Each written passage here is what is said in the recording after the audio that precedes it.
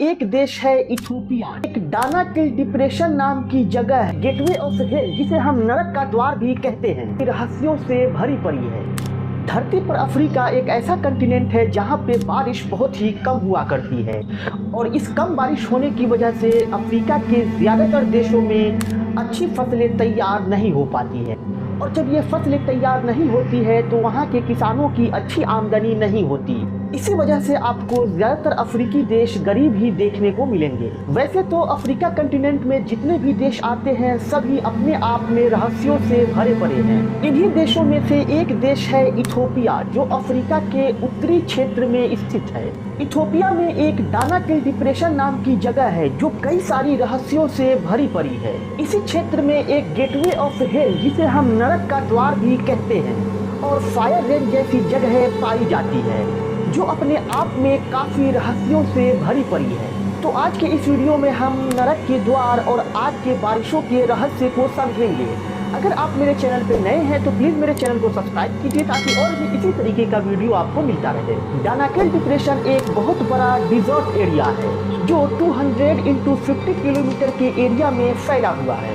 ये जो रेगिस्तानी एरिया है वह धरती का सबसे निचला हिस्सा है जो समुद्र तल से 125 मीटर यानी 410 फीट नीचे है।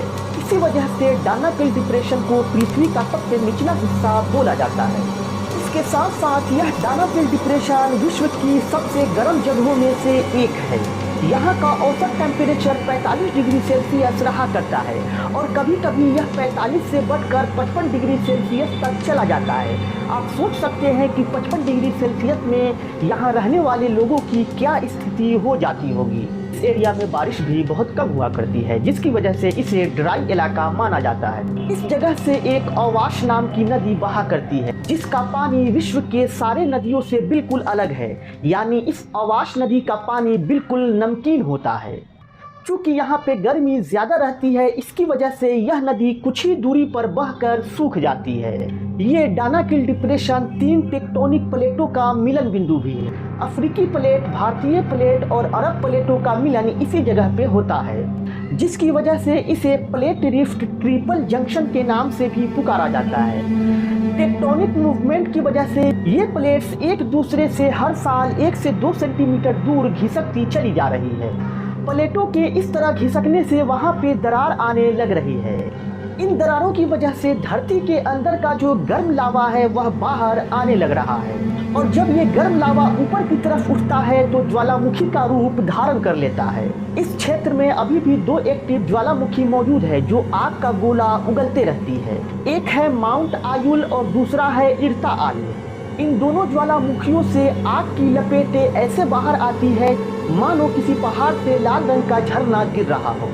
इसी झरने की वजह से इस जगह को आग की बारिश वाली जगह कही जाती है। यहाँ पर एक डालोम नाम का जल स्रोत है जिसमें गर्म पानी के साथ गंधक मिला हुआ निकलता है। ये गर्म पानी वहाँ के एटमॉस्फेयर को और भी ज़्यादा गर्म कर देती है जिसकी वजह से टेम्परेचर और ज़्यादा बढ़ जाती है। गंधक के साथ साथ यहाँ पर पोटेशियम साल्ट और सल्फर भी निकलता है जिसकी वजह से आसपास की जो ज़मीनें हैं वह रंग बिरंगी दिखाई देती है।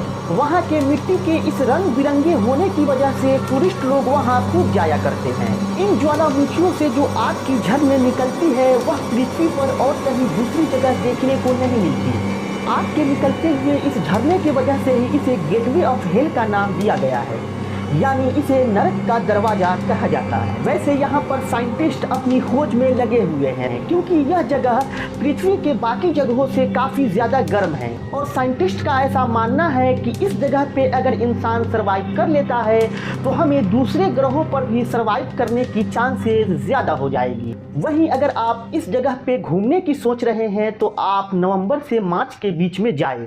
उस समय यहाँ का एटमॉस्फेयर बहुत ही अनुकूल होता है। वैसे ये जो डानाकिल डिप्रेशन का इलाका है वहाँ पे इंसान नहीं रहते हैं, इसलिए जब भी आप घूमने जाएंगे तो आपको अपने होटल से 4 बजे सुबह ही निकलना होगा और फिर 3 घंटे की लंबी सफ़र करने के बाद आप इस जगह पे पहुँचेंगे।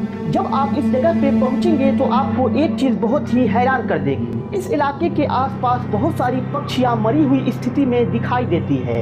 इसके पीछे की वजह है जब यह पक्षी उन झरनों से पानी को पीती है चूँकि उस झरने में बहुत जहरीली चीज मिली होती है, जिसकी वजह से इन पक्षियों की मौत हो जाती है। उम्मीद है दोस्तों वीडियो से आपको बहुत सारी इन्फॉर्मेशन मिली होगी। अगर वीडियो अच्छी लगी हो तो जाते जाते चैनल को सब्सक्राइब जरूर कीजिए। मिलते हैं एक और नए वीडियो में।